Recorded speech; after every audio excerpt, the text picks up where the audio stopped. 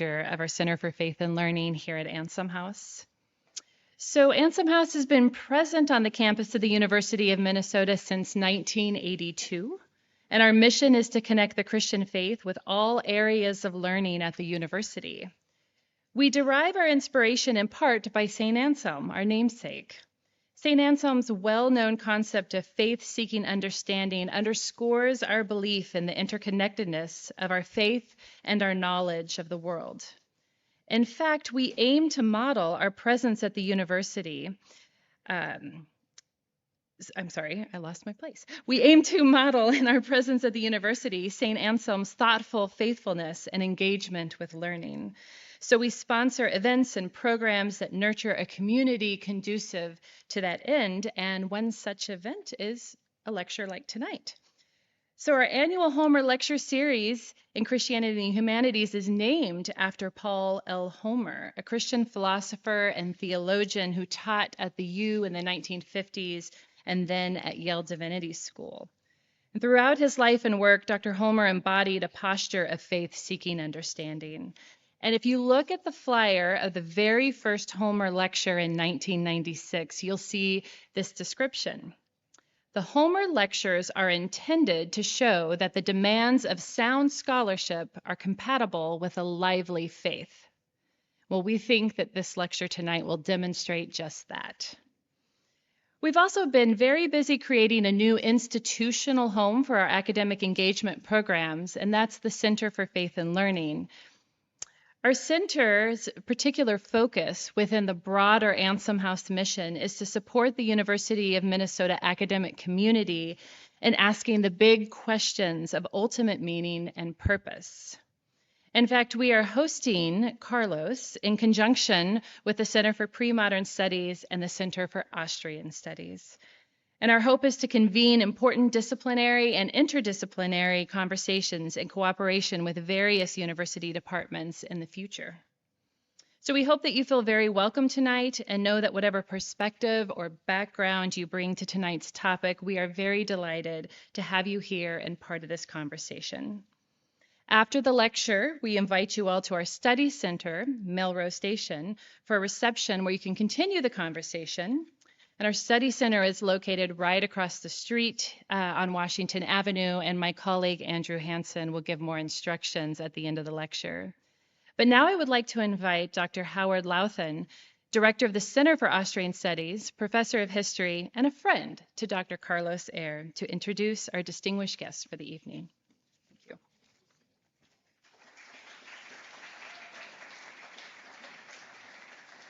Thank you, everybody. It's a delight to be here, and it's an even greater delight to be able to welcome my colleague and friend, Professor Carlos Eire. This is a type of homecoming of sorts for Professor Eire. He actually began his career just up the road at St. John's before moving on to the University of Virginia, and then finally on to Yale University, where he is currently the T. Lawrison Riggs Professor of History and Religious Studies. Professor Eire's specialty is the history of the social, cultural, and intellectual world of late medieval and early modern Europe, with a specific focus in religion, hence his appropriateness, I think, for our topic today. Now, I would spend a lot of time up here and take away from his time by going through his long CV of his many award-winning publications. So instead of doing that, I want to tell, and especially since we're more general audiences, I want to give you all 3 reasons of why you should read Carlos Eire. 3 reasons, whether you're an academic or whether you're just someone curious in the past. Reason number 1, the what. Carlos Eire has written on a very, very wide range of topics, frankly, a remarkable range of topics for someone in the social sciences and the humanities. His work ranges from the, small and contained. For example, he's written a biography of St. Teresa of Avila, to the rather large a series of lectures that he gave a number of years ago at Princeton University on the history of eternity, which I would definitely commend for your own reading. So that range of topics I think is very distinctive. The second thing I would highlight is the why. Now, why do historians write? What perks our historical ears? What sparks our historical imagination? I remember a number of years ago when I was professor of history at the University of Florida, and Professor Eire came down for a visit there as well, that in one of our conversations, he pulled me aside a bit and said, Howard, you know what really interests me about the past, what sparks my imagination, what gets the historical juices going, are the odd things of the past, are the strange things, the things that really don't fit. And well, tonight, when we're talking a bit, I think we'll hear a little bit about bilocating nuns and floating monks. That certainly fits the bill, because by working through the strange, by working through the odd, I think we get a very distinctive and a very interesting look at the past, and one that has really important resonances for the present. And finally, the last aspect, the third reason, perhaps the most important one, of why you should read Carlos Eire is the how. And by that I mean, I have read the work of many academics over the course of my career, and most of us can write in some form or other. We can write maybe what I describe as serviceable academic prose. We can communicate ideas more or less clearly, or that's at least what most of us strive for.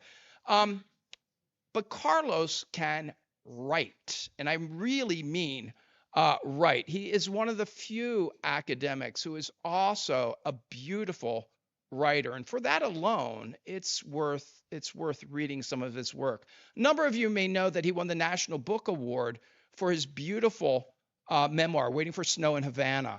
So I would one that I really would again commend for your own reading, and that style of writing is something that flows through all his work up to his most recent book, They Flew. So without any further ado, I would like to ask Professor Eire to come forward and speak to us today on our topic, the impossible. A historian reckons with the miraculous past. So, Carlos.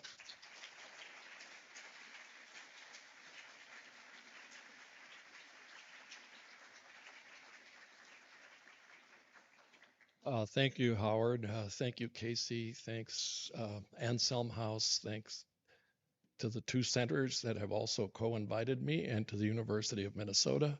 And it's great to be back. I have many, many fond memories of time spent here in the Twin Cities because, of course, being stuck out in the wilds of Stearns County, I drove down here every weekend. So got to know the place somewhat well. So, how does one reckon with the miraculous past? And what you have here is a segment of a very long painting by Bartolomé Esteban Murillo, which hangs in the Louvre Museum, stolen by Napoleon and never given back. You see a Franciscan friar, not just floating, but glowing. And the story behind this, actually, no one has ever agreed on the identity of the Franciscan friar. But this is a very common, it might seem strange to you, but a very common theme in Baroque Catholic art is to depict individuals in ecstasy, usually monks or nuns. And during their ecstasy, they are floating off the ground, and many of them at the same time glowing. So brightly that they light up a perfectly dark room. And he is being helped in the kitchen by two angels because it was his turn for kitchen duty. And since he went into ecstasy, he couldn't perform his duties. So the angels came to, how impossible is that? I keep waiting for that to happen at my house, but it doesn't happen. Of course, I don't go into ecstasy either. But so, transparency, disclosure, how I got drawn into this subject. At bottom is the heaviest, most intensely incandescent question for a historian. How can one write a history of the impossible? And I focus on two truly impossible by the standards of our culture and of 21st century science. Levitation, which is hovering or in some cases flying. And bilocation, which is a little tougher to deal with, being in two places simultaneously. There's bilocation for you on the Yale campus. So, how does any historian deal with the impossible? We deal with facts, we historians. Facts. It's all about facts. So whoever remembers the old television show Dragnet, well, just the facts, ma'am. Just the facts. Yes, but there's a war between facts involved in these two phenomena of levitation and bilocation. And I'm only referring to these two, that there's this war between the facts, right? There's a social fact, which we can attribute to the granddaddy of social science, Ernst Troeltsch. What's a social fact? Before I read the rest of the slide, what's a social fact? A social fact is an idea or belief or assumption that is so deeply, deeply ingrained in culture and society that it becomes a fact. And in many cases, you can actually get severely punished for denying that fact. And we live with social facts all the time, right? And one example I give my students is with language. The social fact that certain words are totally unacceptable. And some words are actually worthy of punishing people for saying them. In my own lifetime, and many of you in the audience I see are on the same wavelength in terms of time, the words have changed completely. Words that could get you fired in the 1950s and 60s are now spoken freely all the time. And words that were spoken very freely and carelessly in the past now are forbidden. Those are social facts. So, we have anomalous events. Let's call them miracles. They can't ever be ascribed to supernatural causes. That's one of our social facts. Miracles don't exist. Miracles don't happen. These anomalous facts must be lies or hallucinations. That's a social fact. You cannot ascribe supernatural causes to some of these things like bilocation and levitation, because humans cannot defy gravity without technology. I flew here, and nobody thinks twice about it. Humans cannot be present in two places simultaneously. That's another social fact. And all reports of levitations and bilocations, therefore, are lies. That's our social fact that we live with. And if they're not lies, that's just ridiculous. One of the early talks I gave on this subject, the first question I got from the audience was not a question, but actually an observation. It says, "Professor, you're not doing the history of the impossible, you're doing the history of the ridiculous." Yes, thank you. Then we have wild facts that crash continually against the social fact. What are wild facts? This is a term that comes from philosopher, psychologist William James, who wrote what is still the defining introduction to the phenomenon of mysticism in the varieties of religious experience. And in other texts, too, he pondered the existence of wild facts, which are anomalous events or miracles that defy explanation. We do have, here's the wild fact, okay, social fact, these things don't happen, versus the wild fact. We have thousands of reports of humans hovering or flying, not just within the religion of Christianity, but in all world religions, going back to time immemorial. We also have thousands of reports, although they're fewer in terms of thousands, of human beings being in two places simultaneously. So what do you do with this? So I'll pause for a second. As a historian, all I have to rely on are testimonies, because we have many testimonies. And I'll say more about the kinds of testimonies that back up these anomalous events in the 16th and 17th century, because they're very special testimonies, not ordinary. So what I was up against, what I'm still up against, and what all of us are still up against are metaphysical and epistemological differences between science and religion. Question at the very bottom or center is what is really real and true, and how one gets to know what is really real and true. That's the epistemology. How do we get to know? The metaphysics is what is real, what is true. But science and religion go about answering those questions differently. Science is all about natural. Religion, at least traditional religion, supernatural. Science concerns itself with matter, religion traditionally with spirit. Scientists use their reasoning power. In religion, it's faith. Science is committed to empiricism. Religion, on the other hand, experience. And this returns us to William James and his the way that he explained in the late 19th, early 20th century that religion is all about experience. And the great religions, every religion even that has disappeared, is founded based on experiences of those who claim that they have entered another dimension. Science is all about logic.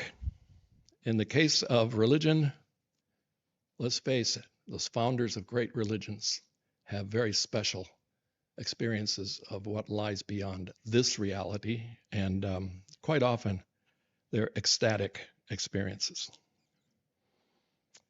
And science is dealing with the temporal and spatial, where religion also deals with the temporal and spatial all the time. It has to. But it looks beyond to the eternal and the infinite. So we have another wrestling match going on here. And at the bottom of these two phenomena is, in fact, mysticism. And that's a term that needs a little explaining because it gets misused all the time.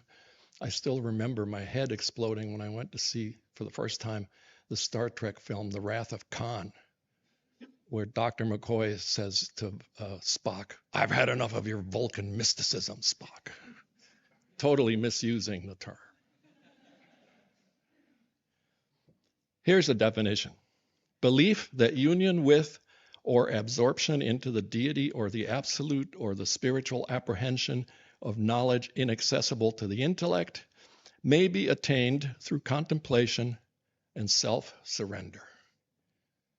That's the basis of not just Christian mysticism, but world mysticism. You cross over. But there are other definitions. These are all taken, I took them at random from various online dictionaries. So I can't tell you which dictionary has definition number one, but I liked it. Here's another one. Belief characterized by self-delusion or dreamy confusion of thought, especially when based on the assumption of occult qualities or mysterious agencies. Oh, there's the social fact. See? Here's a social fact.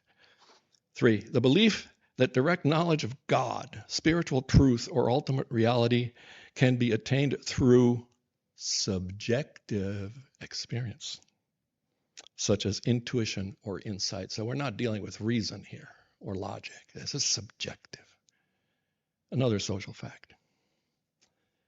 And my favorite, vague speculation, a belief without sound basis, which is, I think, is what Dr. McCoy was trying to get at. So what is ecstasy? And especially ecstasy in the Christian tradition. An encounter with the ultimate other.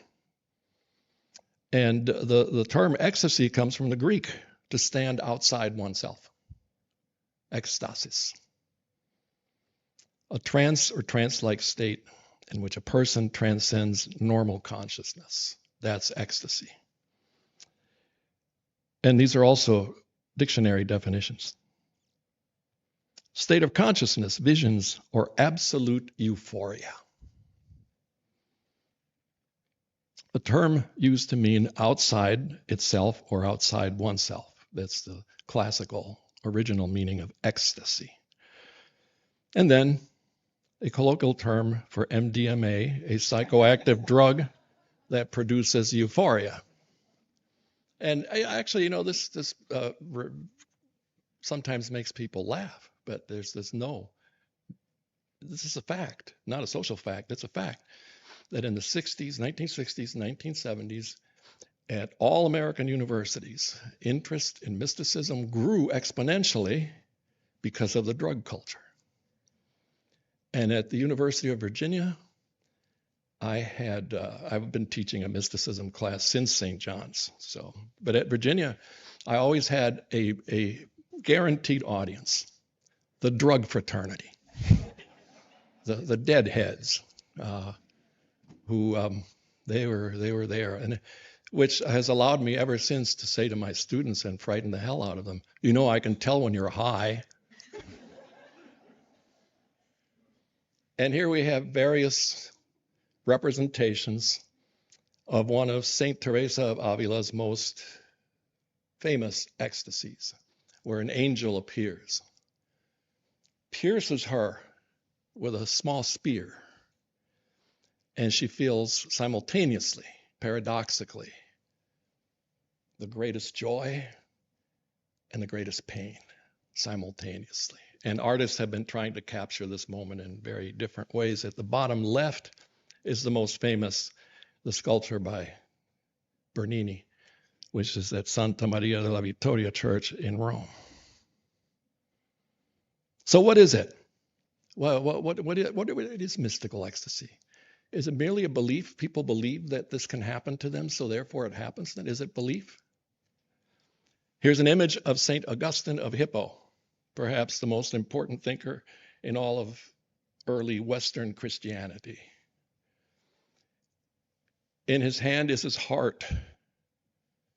And notice, heart is all about emotion, also about belief, but it's about love. And those flames are lighting up his head and taking him to what? Veritas, truth. This is a beautiful 17th century painting by a French artist, Philippe de Champagne. So is it belief or is it knowledge? Because actually, if you go back a few slides, it's one of the definitions of mysticism is that you get special knowledge that's not otherwise available to you. It's an experience for sure. So yeah, it's also experience. And it's often, if not always, described as an encounter, the mystical ecstasy, the mystical experience is an encounter between the human self and the divine. But, as you saw in that other definition, is it delusion? Is it madness? Is it deception? Fabrication? A scam. Again, another wrestling match, different interpretations of what's going on here. And mathematician and philosopher Bertrand Russell said, mid-20th century, I see no difference between those men who eat too little and see heaven and those who drink too much and see snakes. I say, yeah, there is a difference. They see different things. for sure. And again, Baroque Catholic art, Spanish and Italian especially, is full of representations of men and women encountering that other dimension, the supernatural dimension. And here's one by a Spanish painter, Francisco Zurbarán, an apparition of the Virgin Mary to Peter Nolasco. So is Russell correct that there really is no difference phenomenologically or even medically? There is no difference between someone on LSD or somebody who's roaring drunk and somebody who's having a mystical ecstasy. Are all altered states psychopathological? Well, mysticism definitely is obviously an altered state. Yes. It's highly emotional. Much of it is about love and an experience of overwhelming, overpowering love. It is an obsession with self and an obsession with the ultimate other. As one of the many students who have taken that mysticism course said to me many years ago, kind of as a complaint, halfway through the semester, these people these mystics, they keep talking about selflessness and abandoning the self, but they're the most self-obsessed people I have ever read, which is true. There are voices and visions, trances, weird psychosomatic symptoms, among which is levitation. For modern science and medicine, is all of this just nothing more than pathological conditions or mental illness? Some think so, yes. Some say yes, definitely. These people are certifiably insane. So among the many pathologies singled out and diagnoses given, obsessive compulsive disorder, anorexia, because these people eat very little, as Bertrand Russell pointed out. Brain lesions, epilepsy. I can cite to you a 1982 article that attributes all of Teresa of Avila's ecstasies to temporal lobe epilepsy. And the article is very, very, very detailed, comparing the symptoms of temporal lobe epilepsy and her ecstasies. But the conclusion of the article, since it was published in the Catholic Historical Review, doesn't make any difference what was happening. It's what she did with those experiences that makes all the difference. And she was a very active woman. Bipolar disorder, catatonia, psychosis, schizophrenia. No doubt about it. Mystical ecstasy, as seen by others, always seems delusional. And here's what I consider to be a very modern painting of St. Francis receiving the stigmata in ecstasy. I call it modern because the way the artist has represented it, we, the viewer, do not see what Francis is seeing. And if you look at this painting, which hangs in the Frick Gallery in New York, up close, you see two tiny red dots in St. Francis's palms and on his feet. As you all know, the stigmata are the marks of the crucifixion of Christ, which St. Francis is the first saint ever in Christian history to receive in ecstasy. And they're not just for looks. They're very painful.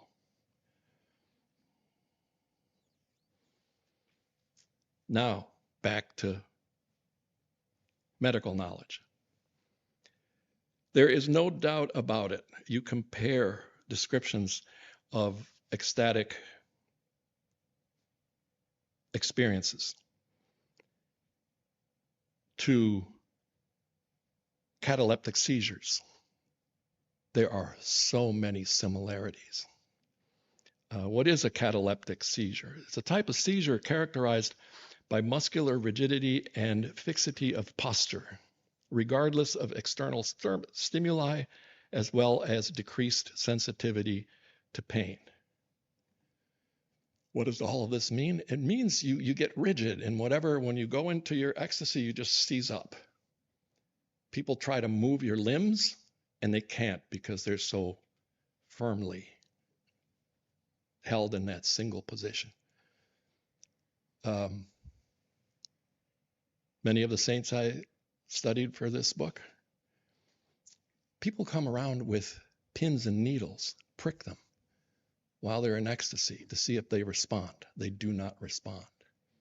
They put candles, flames of candles, right up to their eyes because their eyes are open and they don't blink. And whatever position they were in when they started in ecstasy, they remain in this position. And as you see in this illustration of St. Dominic in ecstasy, levitating and glowing, he remains in that position. And another hallmark of this in the case of Christian mystics from the 16th and 17th century is that it's not just the person that freezes up, but their clothing also freezes up. And the folds of their clothing remain fixed. So, before we delve more specifically into the subjects, my subjects, people I studied for this book, more William James. 4 marks of the mystical state, plus a fifth. He sneaks a fifth one in at the end. These experiences should be ineffable. That means that you can't share it with anyone and you cannot explain it to anyone. It's beyond human language. They have a noetic quality, which means knowledge. You learn things that you cannot learn in normal state. Illuminations, revelations, full of significance and importance, all inarticulate though they remain. They are states of insight into the depths of truth, unplumbed by the discursive intellect. And these quotes are from James. They're transient. They only last a brief while. They can't be sustained for long. Half an hour or at most an hour or two seem to be the duration of such states. And 4, passivity. The individual feels a suspension of the will as if an external force has taken over, sometimes as if grasped and held by a superior power. And I'll pause here for a second. One of my subjects, St. Teresa of Avila, said it was as if a great force just suddenly took over her entire body. And concerning levitation, she's one of the very few levitators who describes levitation from the first person perspective. Says it's like a great force comes up beneath you and pushes you up. And she tried to resist. And then she said, the more you try to resist, the more you will hurt afterwards. And she describes one specifically intense ecstasy she resisted, where she said she couldn't pick up her quill pen for several days because even her fingers hurt. Here's the fifth that James sneaks in and is actually as important as the other 4. Because what he discovered was that these ecstatics are not living in a closet enjoying their experiences. No, their experiences make them very active people, very active. Those who carry the habit of ecstasy as far as it has often been carried appear, for the most part, to have shown indomitable spirit and energy. Or, as Teresa of Avila herself said, after she began to have these experiences, everything was work, work, work. Now, I'm not the only crazy person or foolish person dealing with these topics. There are 3 very recent books that I highly recommend to you. Spiritual Awakenings, edited by Marjorie Wollicott. First-person testimonies of contemporaries of ours who have otherworldly spiritual experiences. An even more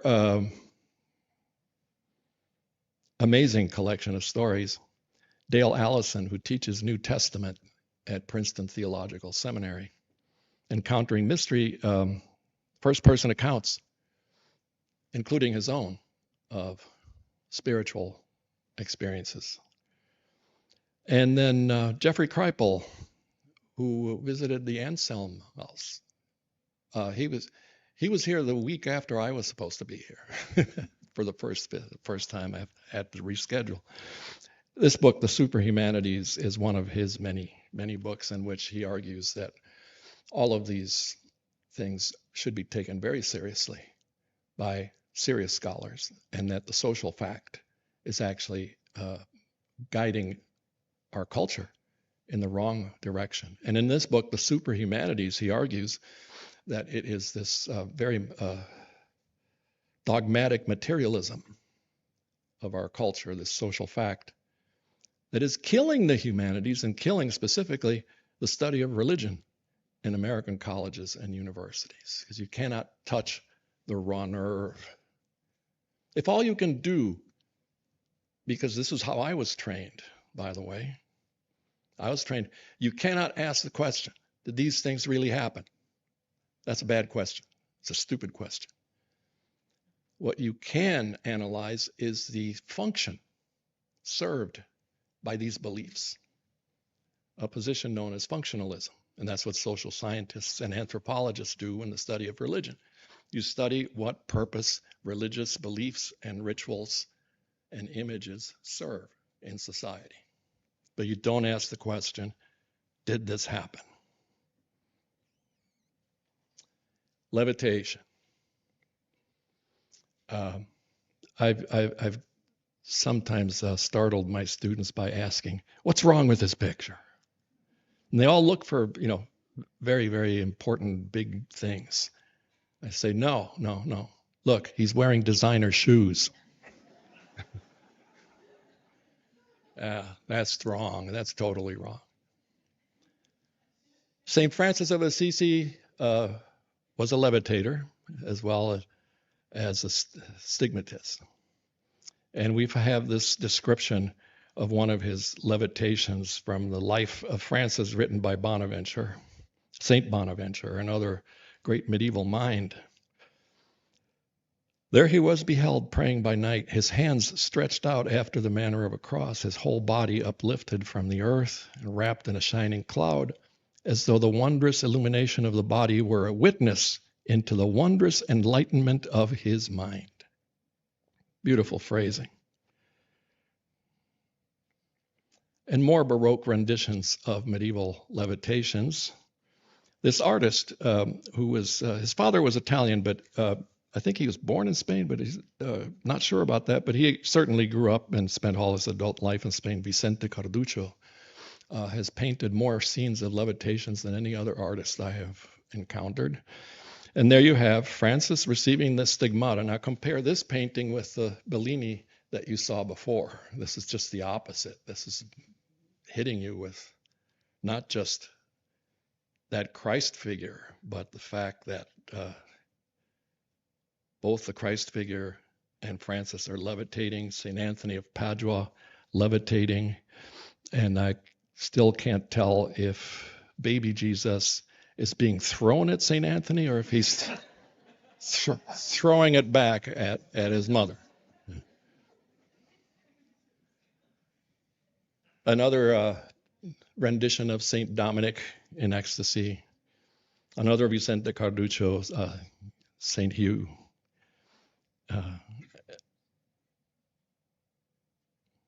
St. Ignatius Loyola, founder of the Jesuits, also. He was observed many times at night, his room filled with a bright light, and he was seen raised up in the air with his knees bent, weeping and sighing and saying, "My God, how infinitely good you are. You even put up with those who are evil and perverse, which is what I am." And by the way, humility, when these individuals are being examined to see if they are actually levitating because of divine power, humility is the key virtue that they are supposed to show. They're not supposed to be interested in displaying themselves to others. Well, hey, look what I can do. Two other renditions of Ignatius, but notice there are eyewitnesses worked into the art. In this one, they're off in the distance. Here, you see it much more clearly. Eyewitnesses are so key. Saint Teresa of Avila, levitating before the Bishop of Avila. And I pause here again. I'll read the text and then I'll pause some more. The force of this rapture was so tremendous that without being able to resist it, she rose up higher than the window through which the bishop was about to give her communion. Teresa tried to resist. She wanted to resist and gave up on resisting, but kept begging God to stop it. Stop it. Stop it. And then when she was writing her autobiography, she says, these gifts, she also calls them mercies. These mercies or gifts have stopped. And this was in 1562. But they returned later on in life, sporadically, including her joint levitation with St. John of the Cross. This one. It was this event that convinced me I had to write a book on this subject. I was visiting Avila, Spain, visiting St. Teresa's first convent, the Convent of the Incarnation, and I'm being shown around. Actually, with I was traveling with one of my colleagues from St. John, and the young tour guide is pointing out, here's the kitchen. Here's the refectory where the nuns ate. Here's the staircase where St. Teresa fell and broke her arm. Oh, and here's the spot where she levitated together with John of the Cross for the first time. Boom. Something went off in my head. I need to look into this. And there's another rendition of this. This took place on Trinity Sunday. They were discussing the Trinity, and both of them went up. And if you can see, I don't know how clearly you can see it in the back, John of the Cross has gone up with his chair. Again, that cataleptic function, not just the person, but whatever is on the person or what the person is on. St. Teresa's nuns were ordered. She was their superior. Hold me down. You see me going up? Hold me down. Please, hold me down. They couldn't. And there's one scene described by several nuns in the canonization inquest. I'll say more about a canonization inquest in a few minutes.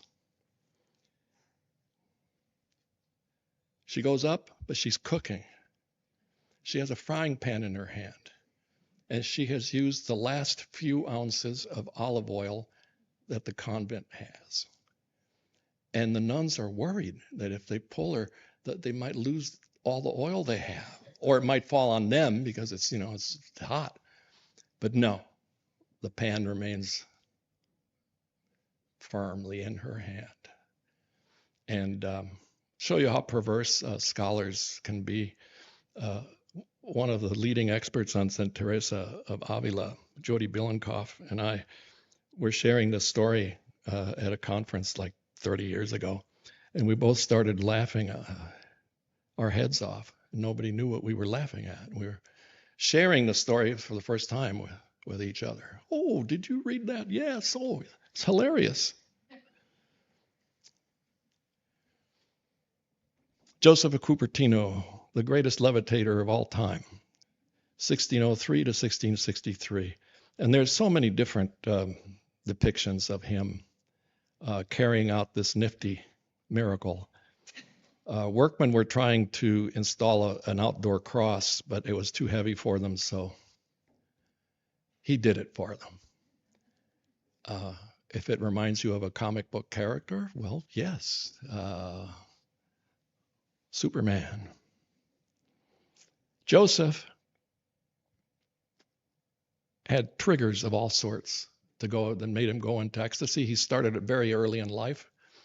And here we have a depiction of him going up into the air when he first catches sight of the holy shrine of Loreto, where he flew as high as the trees. While viewing the countryside from the porch of a house, a priest showed him the dome of the famous holy house of Loreto. Looking at it, Joseph suddenly exclaimed, astonished, "Don't you see the angels who ascend and descend from heaven to the holy house?" And immediately after saying these words, up he went. Two things about Joseph.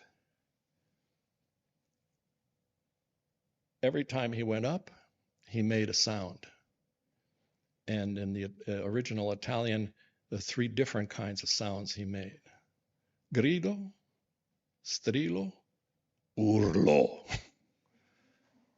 Shriek, scream, or like a deep bass sound that in one occasion caused all his fellow friars to run out of their cells yelling, "Earthquake, earthquake." Now, you might be thinking there's a lot of exaggeration going on here. And I don't discount the fact that, yes, some of these things like the building shaking, that's not important. But the number of testimonies of Joseph giving out these sounds when he went up, definitely. And the other thing about him are the triggers. Anything that was closely related to Christ or to the Virgin Mary would make him go up into ecstasy. Lambs could do this to him because of the image of Christ as the Lamb of God. And the other thing you should know about Joseph of Cupertino is that he was not very smart. As a matter of fact, at Cupertino, his birthplace, he was known as boca aperta, open mouth. And he was basically the village idiot. And long story, he ends up being ordained a priest, but he was a natural ecstatic. Not a great intellect. He wrote a few poems. That's about it. Patron saint of flyers, obvious. Patron saint of exam takers. Because the only reason he was ordained a priest is that the bishop examining the seminarians ran out of time because he was giving an oral exam, and he ran out of time, and Joseph didn't have to answer questions. And on a previous occasion, when he was ordained as a deacon, the bishop too had run out of time, so he only asked Joseph one question, and it was the only biblical passage he had been able to memorize. "Blessed is the womb that bore thee." So the prayer to Joseph of Cupertino goes something like this: "Oh, Joseph, please help me. Let me be tested only on those things I already know." So there are some of his triggers. And there he is, again, going up with a young man who was actually mentally deranged and was causing harm to himself and other people. That's a double miracle. He goes up in ecstasy and he cures the young man. On the right-hand side, Johann Friedrich, Prince of Saxony, and not just any Saxony, Luther's Saxony, sees him in Italy levitating and converts to Catholicism. And this is the same Prince of Saxony who invited the great philosopher and mathematician Leibniz to be his librarian. So just think of the time period, what's going on. Joseph and Isaac Newton were rough contemporaries. If Newton had taken time off from Cambridge during, I forget what year it was, there was a plague where Cambridge closed, and had traveled to Italy, they might have crossed paths. He levitated alone and in public.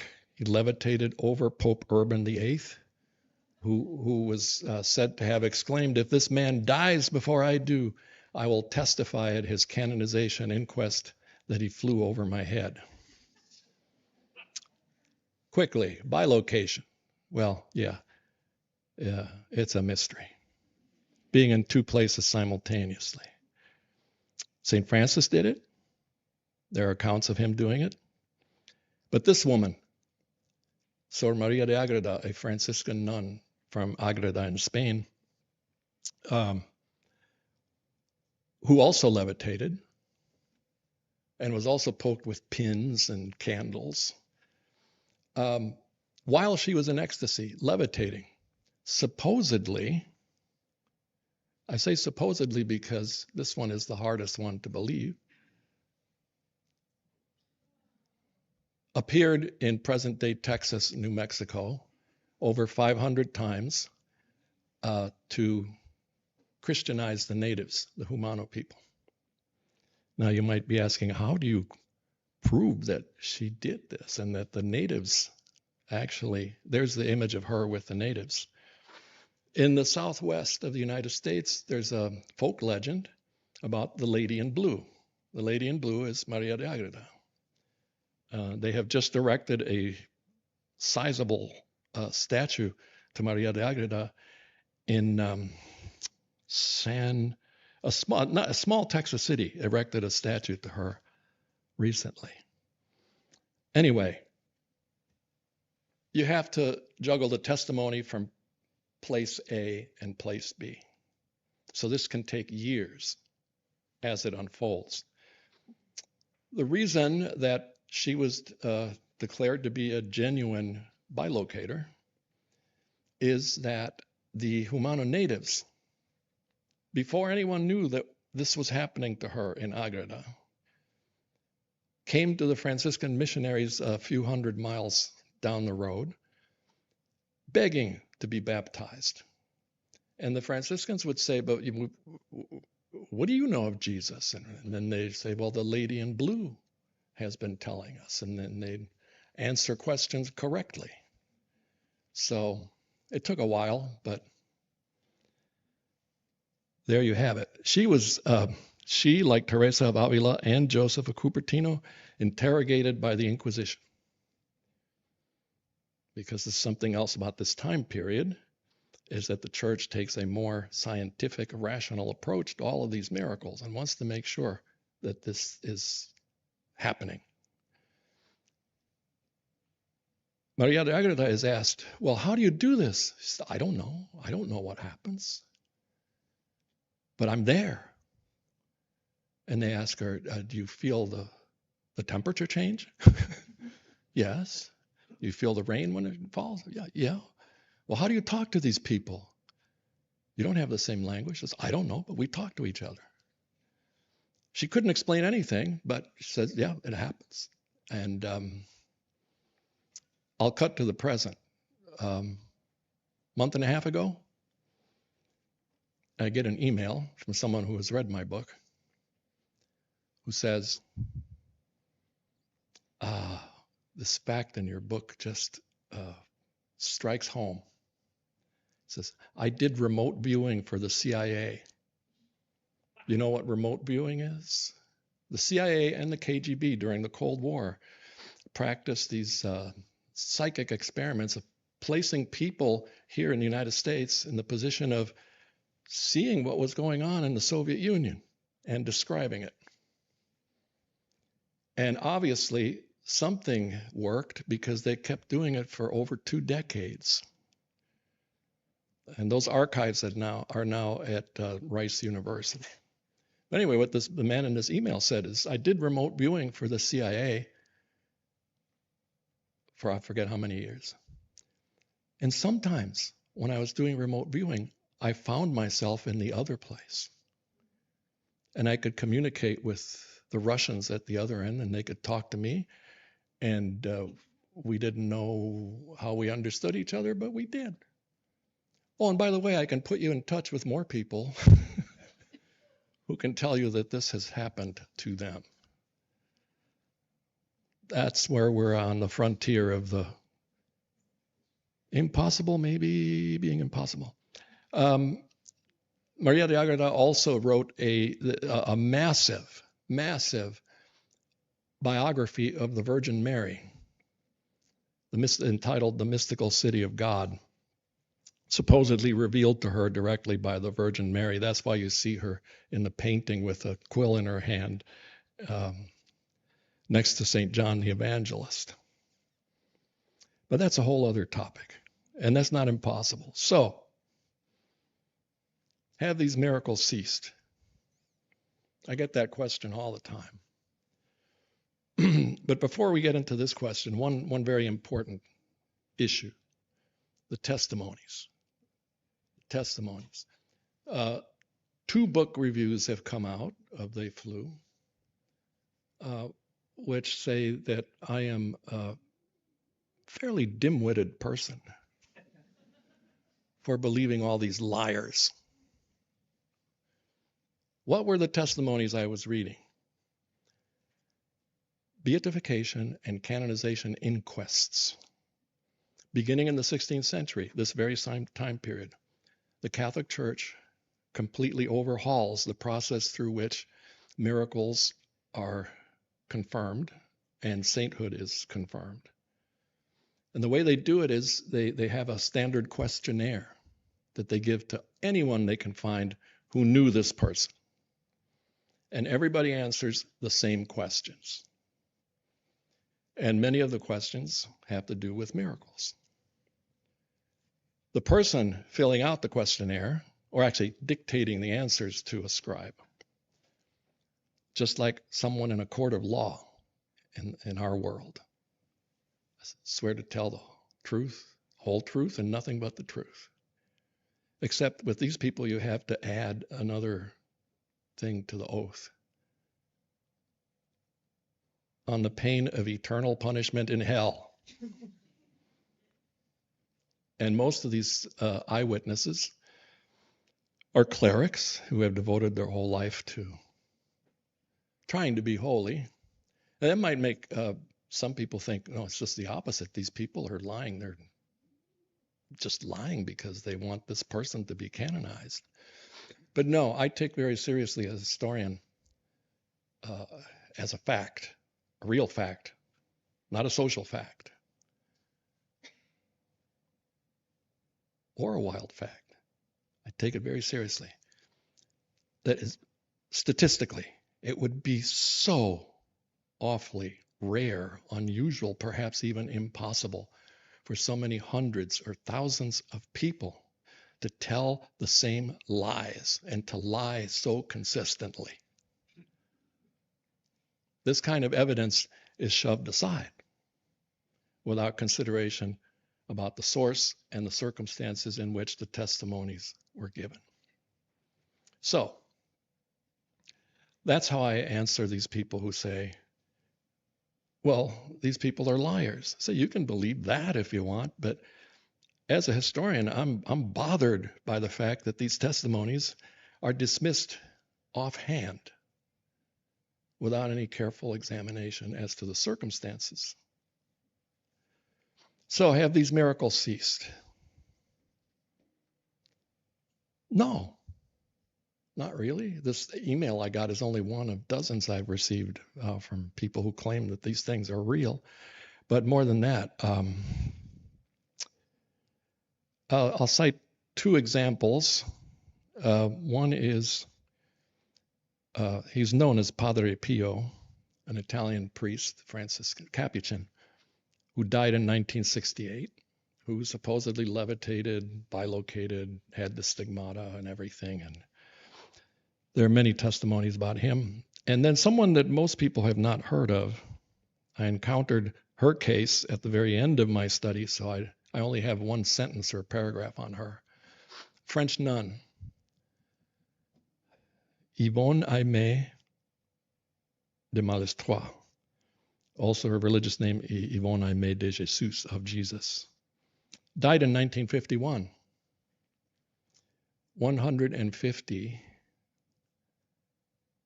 verified bilocations, most of which took place during the Nazi occupation of France, where she visited by bilocation prisons and concentration camps, and sometimes helped people escape.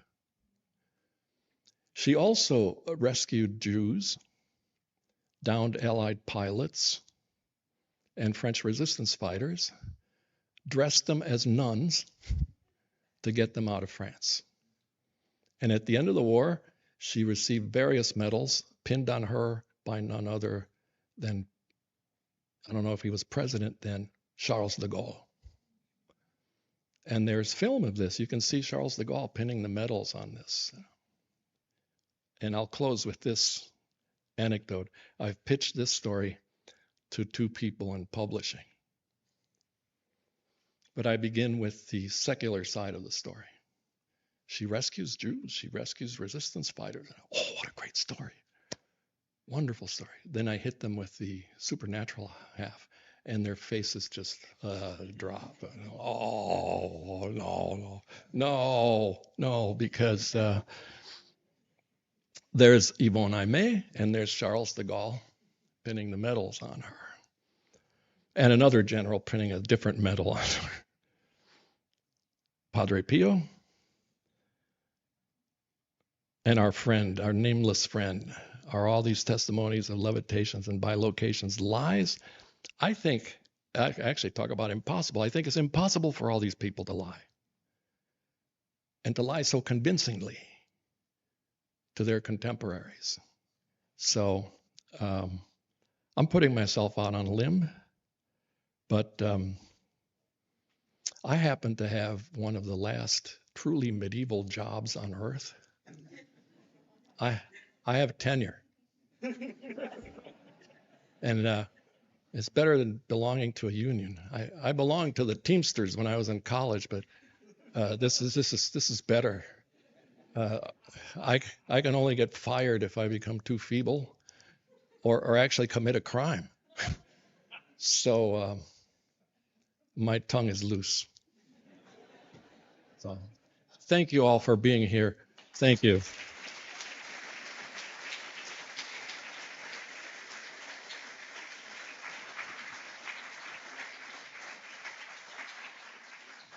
Thank you so much, Carlos, for a wonderfully provocative lecture. My name is Andrew Hansen. I am program director here at Anselm House, and it's my privilege here to lead us into a time of questions. I know that this raised a lot of questions for all of you.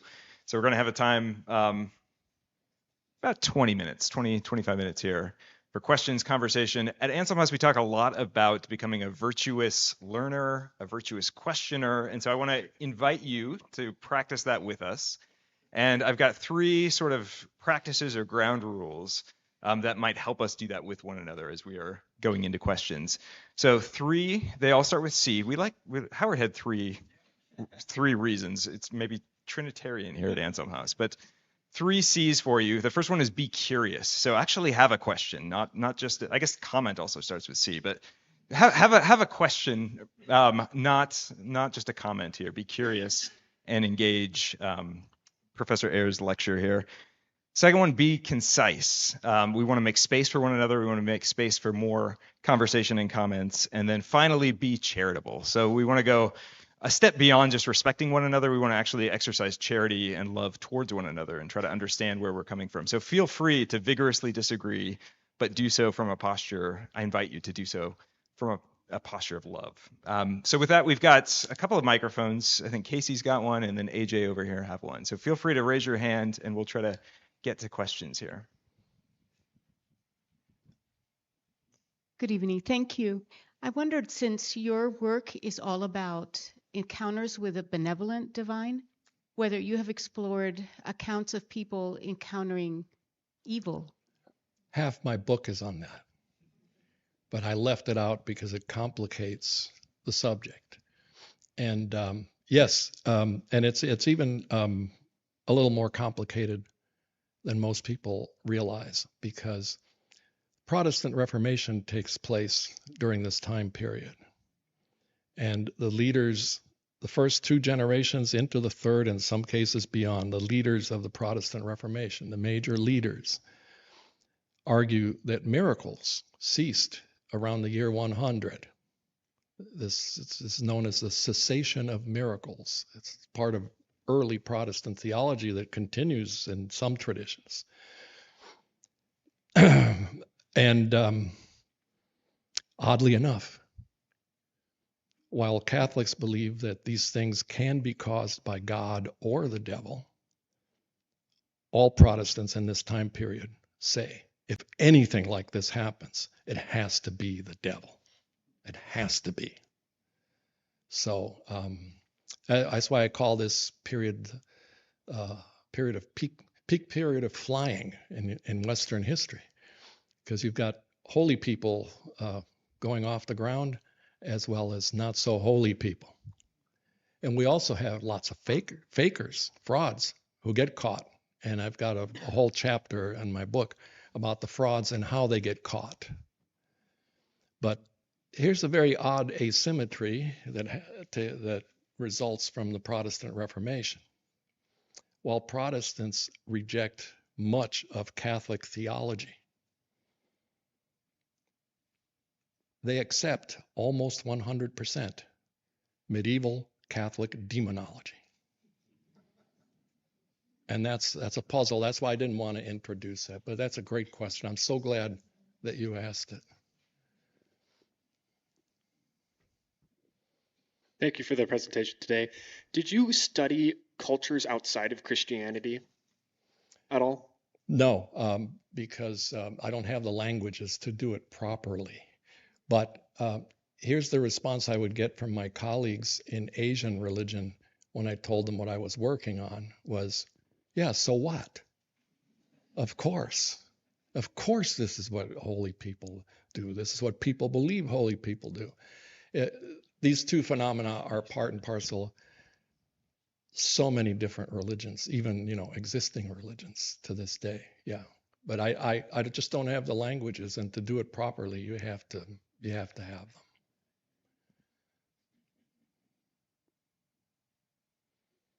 I have a follow-up on the question about evil. I have read most of your book. It's wonderful, but very long. And as I was reading the parts on witchcraft, I wondered if you could imagine yourself back in those times assisting those who would suppress witchcraft. It was so realistic. And what was that like for you emotionally, spiritually, and intellectually? Yes. Well, I'm somewhat unusual when it comes to this question, because I grew up with witchcraft around me. I was born in Cuba and left Cuba when I was 11, and there was witchcraft all around me, African witchcraft. And worse than that, my father was a judge, and he occasionally sent people to prison or fined them, and we would routinely find curses on our front porch. And from very early on, I learned from my dad, don't you dare touch that. No toque eso.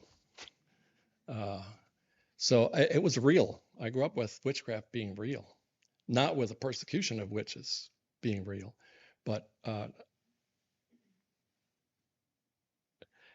the answer to the question, were there really witches? I'm convinced is yes, there were real witches. Were the real witches up to all the things that the churchmen persecuting them said they were doing? No. But there are plenty of reports of witches flying. And incidentally, the beginning of the end of witchcraft persecutions in England can be traced to one court case, early 18th century, where a witness came in testifying against a neighbor witch. She's a witch. I saw her fly. The judge's legal decision was, there is no law against flying.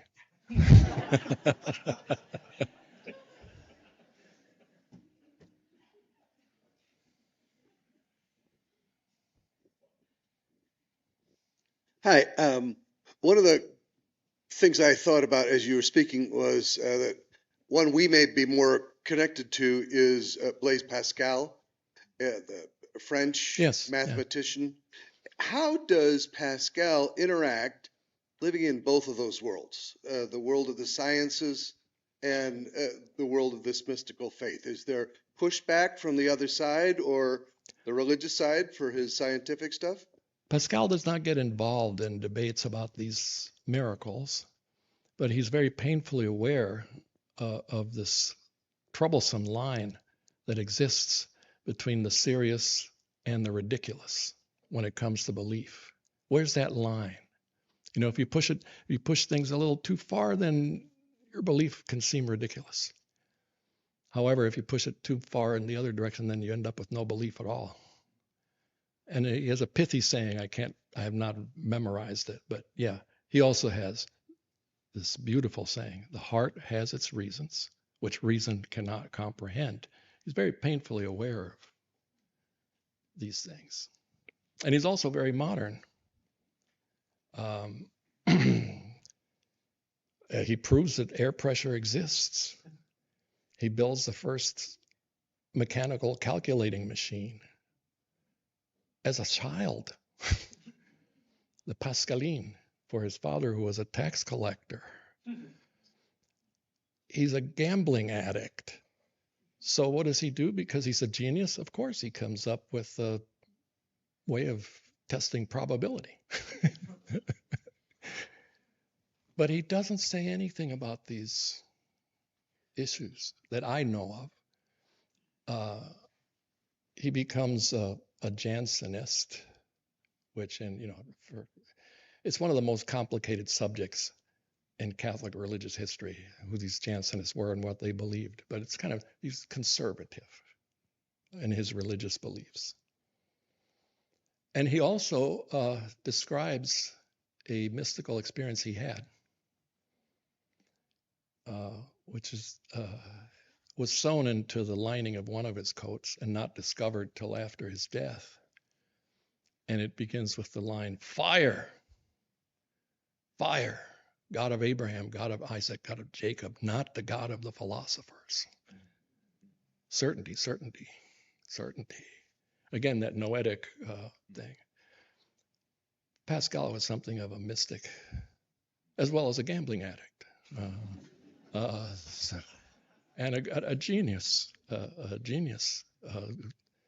whose findings in mathematics tormented me in high school, along with his arch enemy Descartes.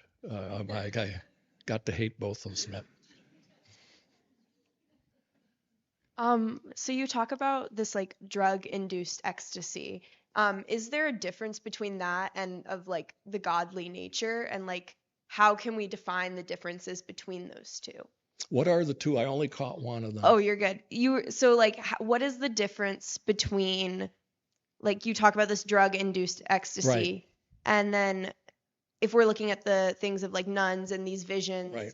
how is that different, and how can we say that that is not given to us by God as well? Lifestyle has everything to do with it.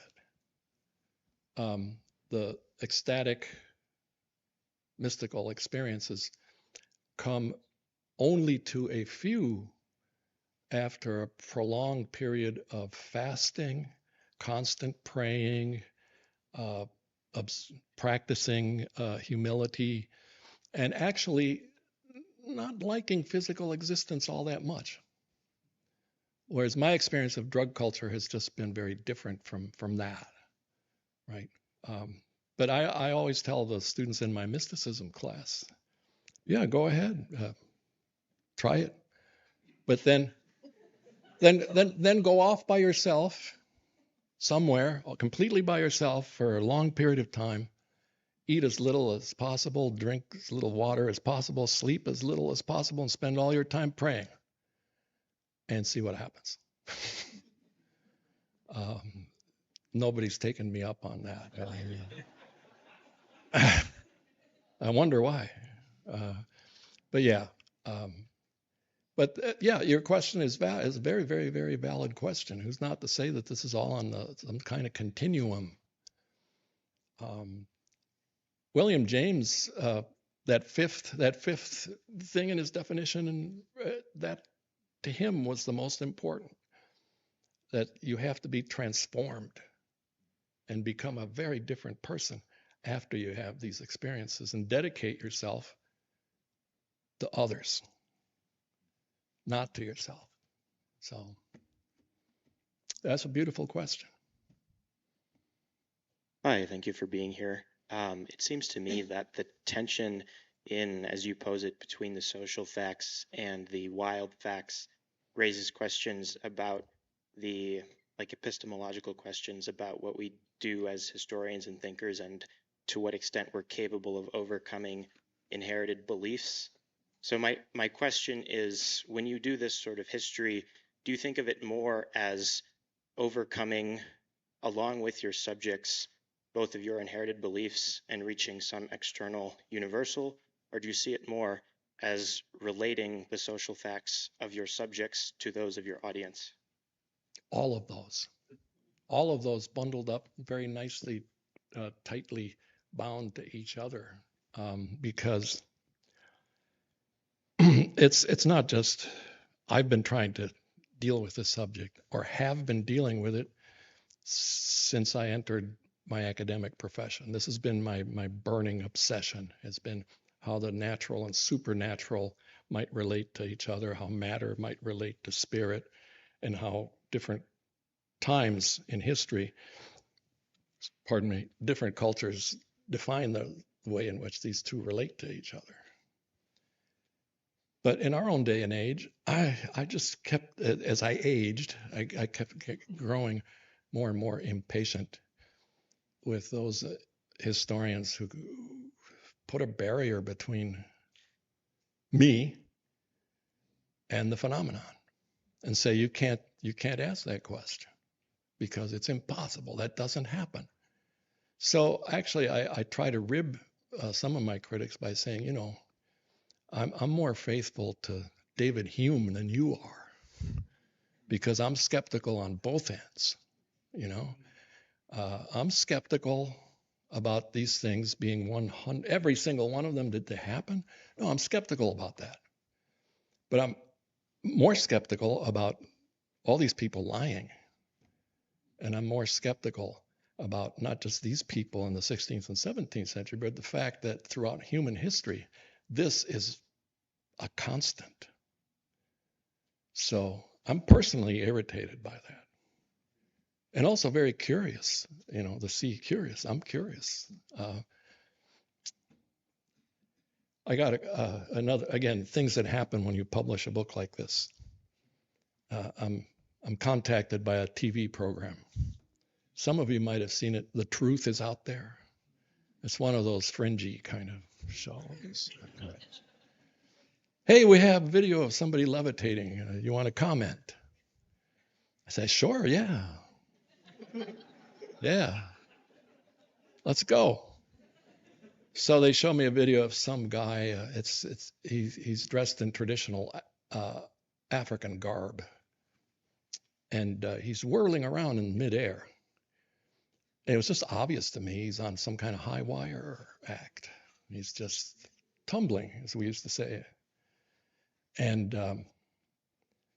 then I say to my TV people, I say, by the way, is there a tree on that end or a post, and is there another one at this end of the frame? It says, oh yeah, we cut those out so that you wouldn't see them. Thank you. We just wanted to see your reaction. So. I have a question. You said earlier in your talk that the question should not be, did it really happen, or, but that we should question what the function or purpose was of these incidents. So what was the function or purpose? Was it a personal reward to the holy person? Was it to testify to those people who witnessed it? Well, there are multiple functions. I mean, the functionalist approach does not limit you to one function. You can have multiple functions. So in the case of the individual, the function it serves to the community is, well, this person is special, right? This is a special person, holy, or in the case of a witch or somebody who's demonically possessed, that's the other side. So there's that function of identity, who this person is. In this context, 16th and 17th century, got two additional contexts.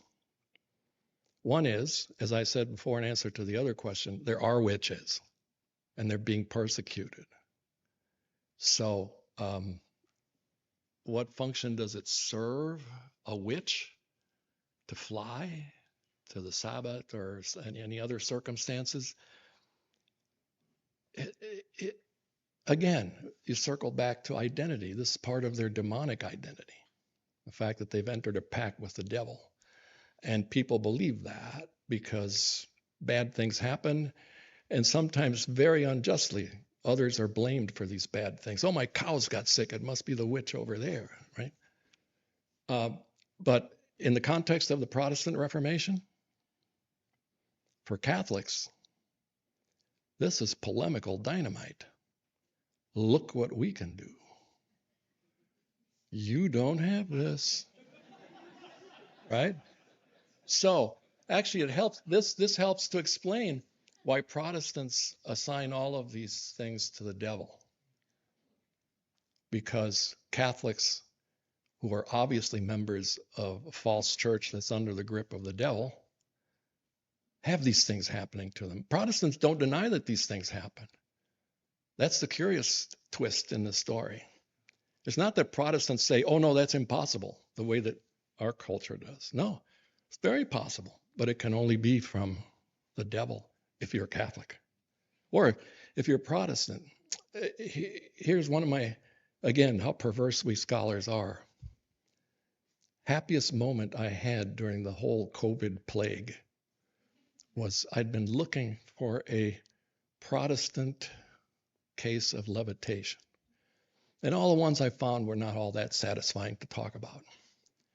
Then I find 1693 in Boston, right after the Salem witch trials, a teenage girl is possessed by the devil, a Puritan girl.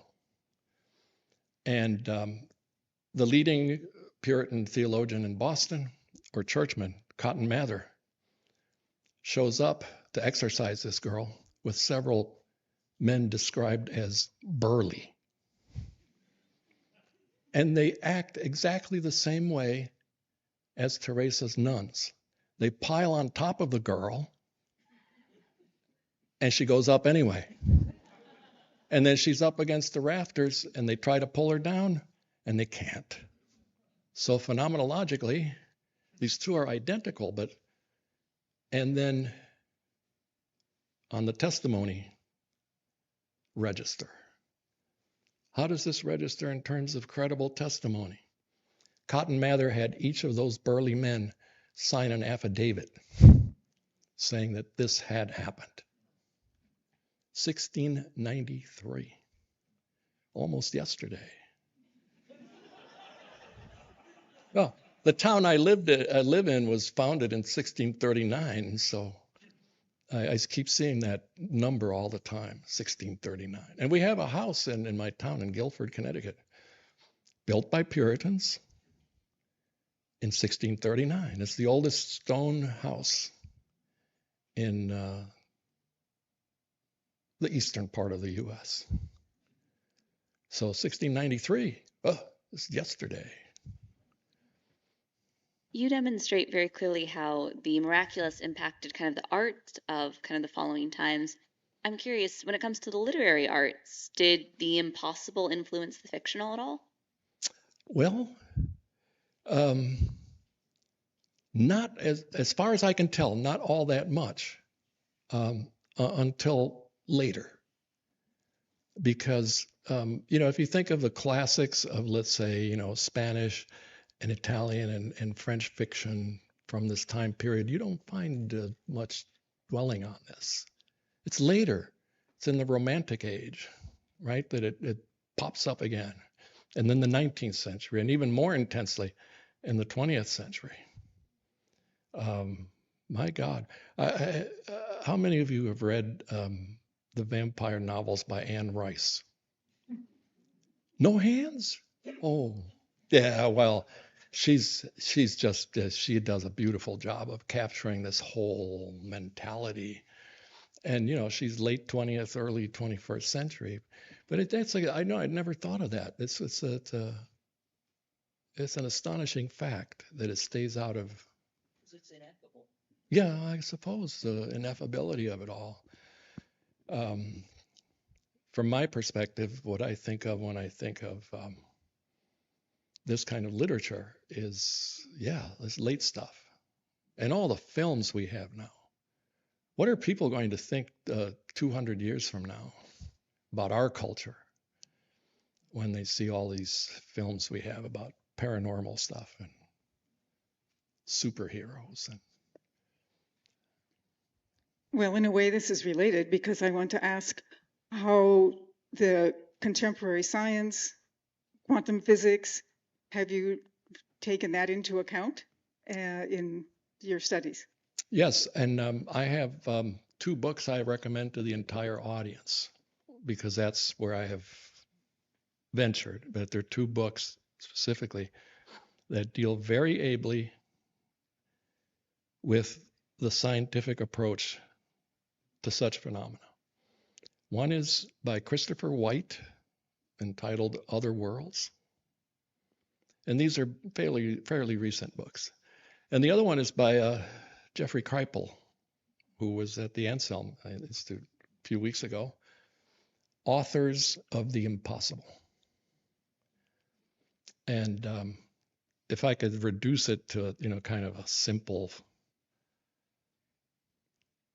formula, what do these books have to say about the relationship between science and all this? Basically, what I took away was that there have been scientists who have felt the same kind of irritation that I felt with not taking these testimonies into account.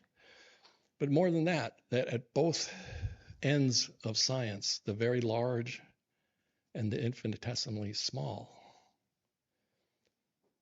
weird stuff happens, right? Weird stuff happens.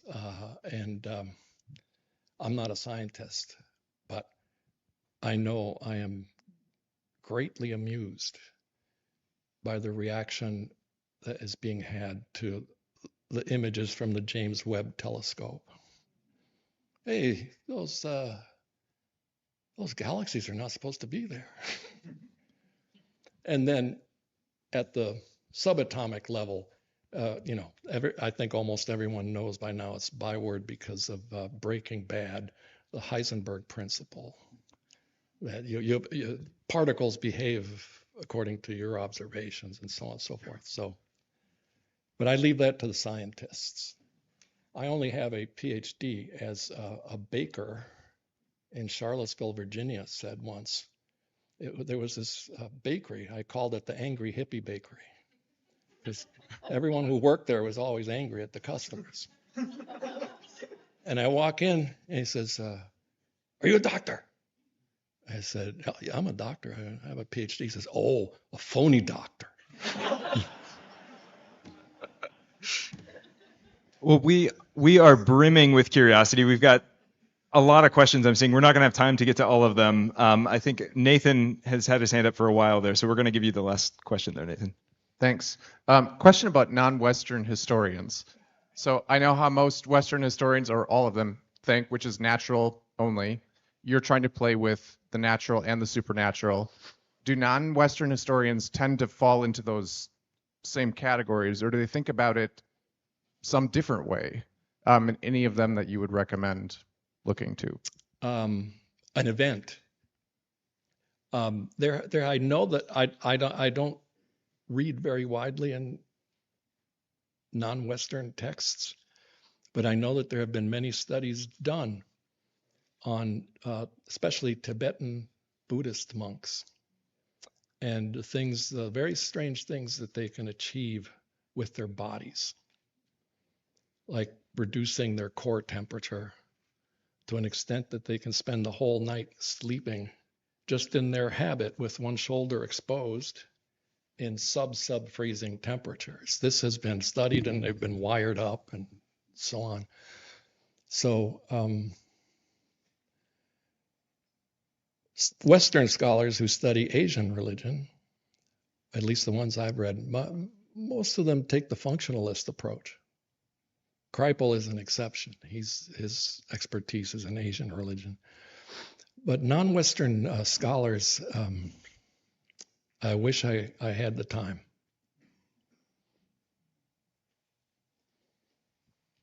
Thank you, Professor Eire, and thank you all for so many wonderful questions. Let's give Professor Eire a hand.